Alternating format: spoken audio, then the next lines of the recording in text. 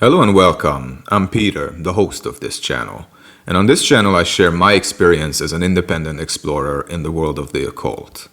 Also, I truly believe that you didn't find me by accident and that what I have to say will help you thrive on your spiritual journey. So in today's video I'm going to visit the topic of the Matrix. Are we living in the Matrix? Is the Matrix a simulation? If so, is there a way out of it? Actually, if there was a Matrix, would we all want to escape from it? In today's video, I'm gonna go through all of this. Oh, and by the way, if you find that this video is to your liking, then please give it a like, subscribe, and hit the notification bell as it really motivates me to create more content like this. The concept of the Matrix or an alternate reality is not a new thing. It has been around for a couple of thousand years.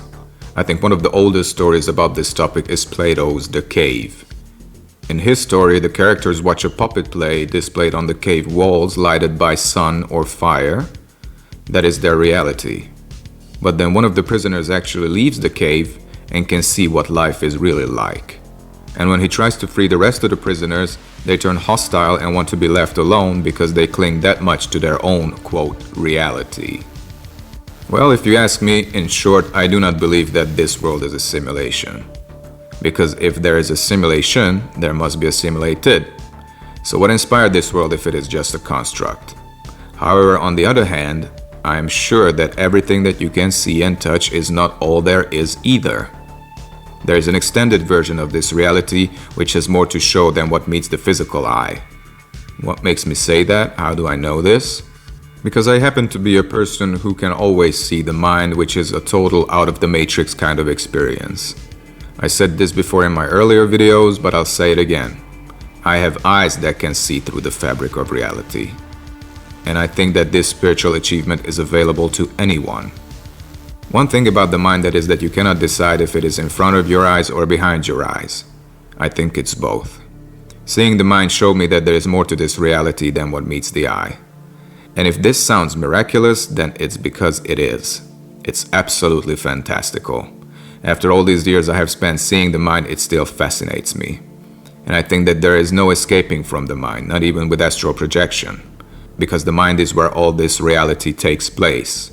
You can learn to astrally project, which then puts you onto another plane, but that plane too is dominated by the mind.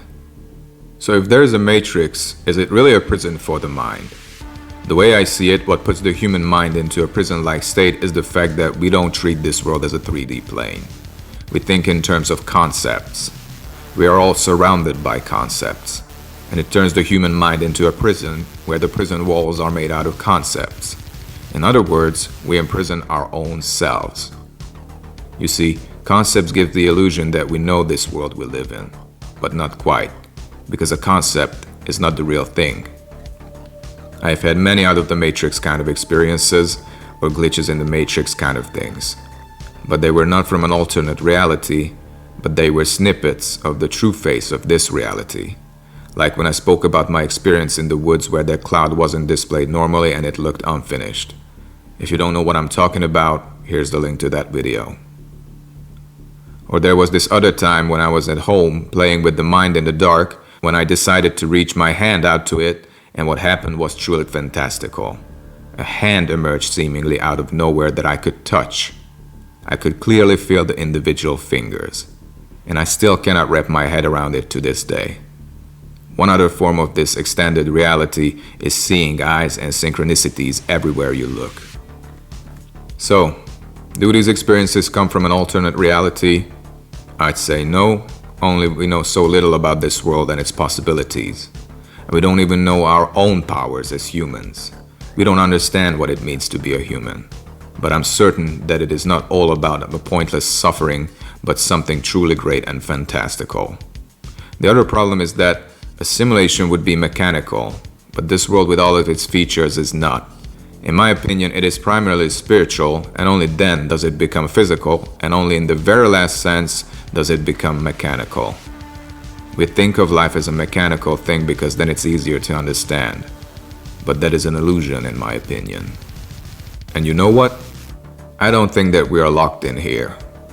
I do think that we can interact with the fourth dimension. And I do think that we may not be able to abandon reality, but we can always change and mold ourselves and reality to our liking.